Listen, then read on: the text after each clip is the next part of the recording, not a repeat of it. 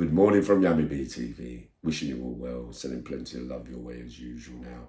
Before I go and do the next episode of on Channel 5 of breaking down the serial killers that I met along the years, by way of character and behaviour and what, my psychological outlook is into their personalities for some horrific and heinous crimes. I mean, he spoke about on Yummy BTV already. Can't wait till they get round to Belfield. Channel 5 days. But this morning now, before I go into the gun stuff, I want to talk about a lot of men who lived that life, lost their lives through going on the streets with guns in their hands, or some not so much with guns in their hands and still ending up getting shot by the police. Very risky game altogether in the life that we talk about so freely on Yummy BTV. Now, just past or going into Parliament very soon is they're trying to change the law of when you get convicted of horrific crimes, i.e. rape and murders and high-profile murders, hurt cases, child killers, etc., they're trying to make it so that you have to come up from the cells to come into the dock after being through a lengthy trial and getting found guilty. You have to stand in front of the judge and take your sentence. Because many men have met along the years, when they get found guilty in a court of law, refuse to come up from the cells to go into the dock to face the music for one reason or another, right? How are they going to do it? Now, if the law passes, right, that means that by force or whatever, put them in handcuffs, put a straitjacket on to restrain them so there's no physical thing, which could possibly be one possibility, which more than likely a possibility. But obviously you're not going to be able to stop them swearing at the judge in a courtroom and this is all wrong and I didn't do it and that kind of stuff.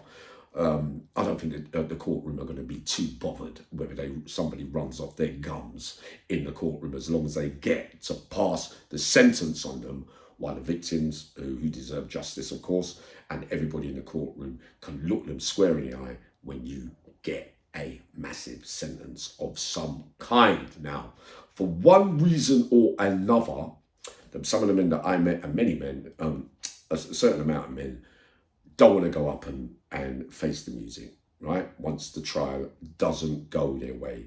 We could say that they didn't like what was happening in the courtroom, that, they believed that they should have got found not guilty, and it's a kangaroo court, that everybody combined together with made up evidence or whatever to get them convicted. Why should I go up there and take a sentence for something that I haven't done?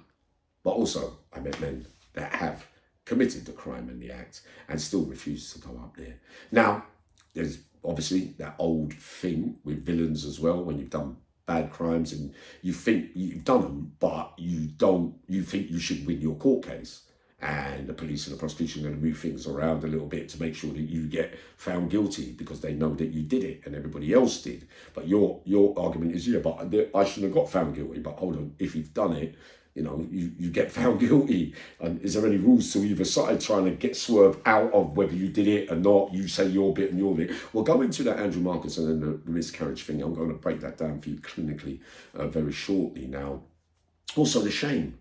When people have done serious crimes, you get found guilty. You've told everyone you haven't done it, and you go up there, or people know that you've done it, but just to let the victims have their day of staring at you to see whether it's your turn. We lost people. You're going to lose your liberty forever and ever and ever. So that's the victim's day in the sun, I'm afraid.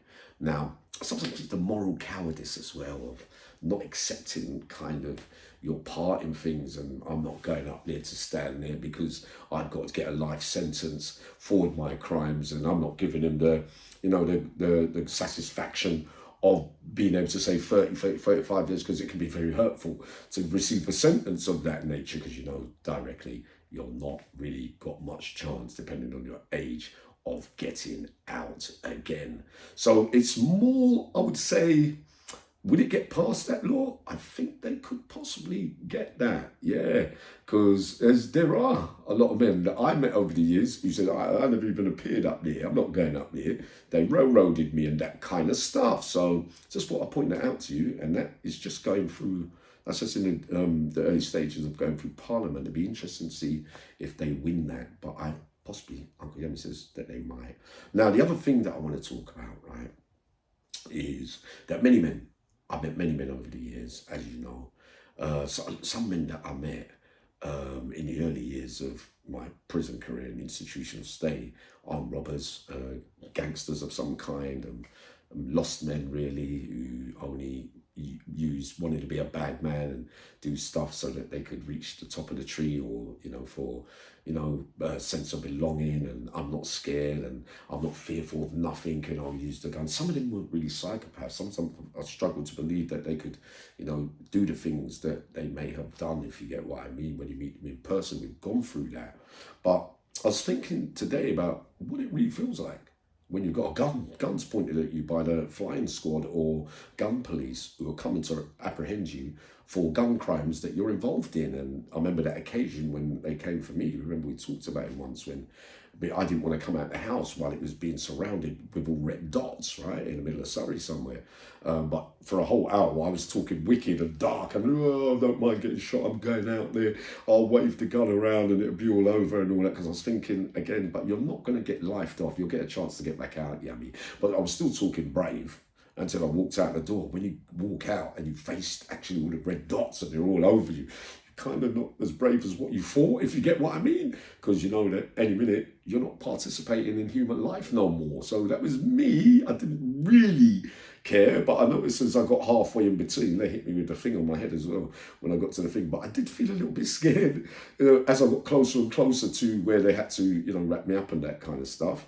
It was built like a siege, that certain scenario. But certain men, Mark Noons and Andrew Markington, when they allegedly went on a robbery of a security van, and police were following them and surrounded everything and waited for them to commit the crime before coming out with their guns and everything, where allegedly my two mates took a hostage and had a gun. I don't actually know if that happened, but all I know is they both got shot dead on that robbery. Now, there was other cases as well with Starsky and Mitchell from South London, where you're being followed on the robbery. Right, I'm going to make my point on this. You're being followed on a robbery by the police all the way till you get to do the robbery, and then they say freeze, right, or blatantly shoot you. They shot both of Starsky and Mitch that day. They both had injuries already. Starsky had been shot before on a bit of work. So really, police in their mind sometimes think, we'll just take you out then. You know what I mean? We've got grounds. We can always argue that one out, and like you did with that. So it's justification in a little way. They won't give you no chances, right? But them robbers are not psychopathic killers of innocent people. But when you're waving guns around in public, you have to wonder sometimes what can be done. But then we get round to the other side of the coin. Mark Duggan, etc., not carrying nothing, and get shot dead. And another man who was in a police car down over North West London, you smashed the window, didn't give him a chance, and shot him dead. There's been many other cases where men haven't had guns and they still end up getting shot, and the police, for one way or another, swerve out of it, and there's no convictions for them, if you get what I mean. Now, what was the other case I was going to talk about? What I'm actually saying is, if you're following everybody, remember the case in South London? I think it was White, weren't it, on the road? They shot him dead. Remember the South East London gangster you lot told me to look at it a couple of months ago? They shot him dead as well. But I always wondered why you're following them all the way to the crime and then wait till they commit the crime so that they've got the gun in their hands. Why not get them on the way if they've got a conspiracy or something? I know we want enough evidence so that they've actually done the work, so there's no way of getting out, because some men have got not guilties before. But the reality is mistakes on both sides sometimes. Men have been out there with guns and shot police, but didn't go out there intending to do it. So the police have done it, have got it wrong badly sometimes. But then other criminals have got it badly wrong sometimes and hit bystanders and not, the intended target or whatever.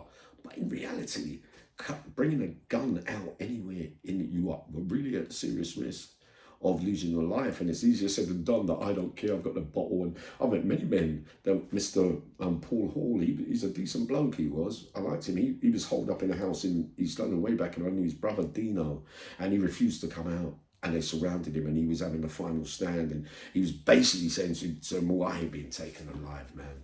deep stuff, when like you're thinking, hold on, I'm gonna bow out today, that I'm not going to jail because I don't want to face that life sentence. There are men that go on bits of work, robberies and things, and say, well, I ain't going to jail for this because I can't do a day in there, and I definitely ain't going to do life in there, so I'll go for the money today, but I could die doing it, and they really mean what they say.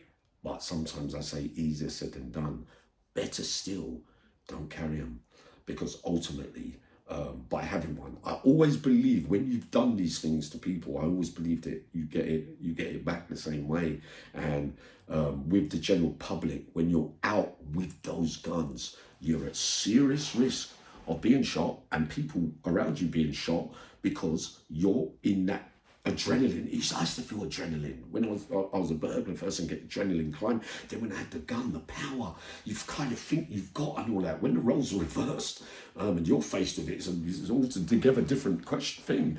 Like I was going to say, everything you do and make other people feel, one day you feel the same thing yourself and know exactly how you made people feel.